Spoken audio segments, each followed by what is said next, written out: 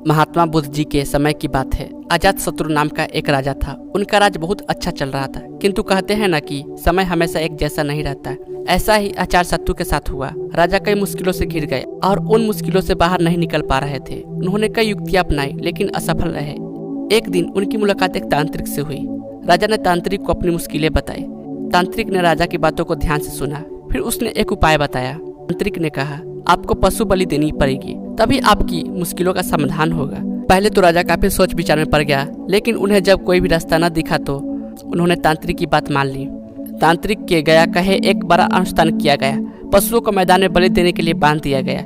संयोगवश उस समय महात्मा बुद्ध राजा के नगर में पहुंचे। वे उसी स्थान से गुजर रहे थे जहाँ पर राजा ने अनुष्ठान कराया था। महात्मा बुद्ध ने जब देखा कि निर्दोष पशुओं की बलि दी जाने वाली है, तो वे राजा के पास गए और बोले, राजन, आप इन निर्दोष पशुओं को क्यों मारने जा रहे हैं? महात्मा जी, मैं इन्हें मारने नहीं, अपितु राज्य के कल्याण के लिए इनकी बलि देना जा रहा हूँ, जिससे सारे राज्य का कल्याण होगा।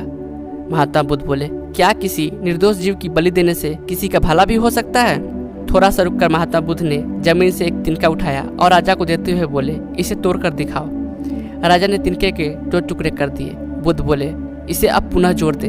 राजा बोले, महात्मा जी, आप यह कैसी बातें कर रहे हैं? इसे तो अब कोई भी नहीं जोड़ सकता।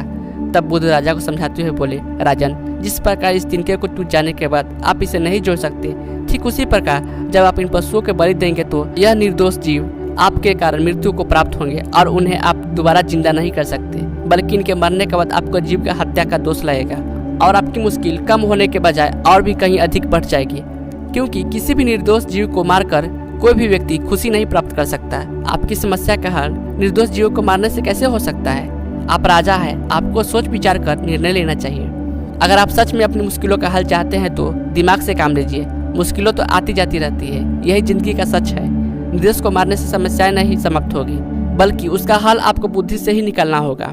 बुद्ध की बात सुनकर अजातशत्रु उनके चरणों में गिर पड़े और अपनी भूल की क्षमा मांगने लगे। अजातशत्रु ने ऐलान करा दिया कि अब उनके राज्य में किसी निर्दोष जीव की हत्या नहीं की जाएगी। महात्मा बुद्ध की कहानी आपको कैसा लगा? अच्छा लगा तो लाइक करें और ऐसी कहानी सुनने के लिए मेरे चैनल को जरूर सब्सक्राइब करें। धन्यवाद। जय हिंद।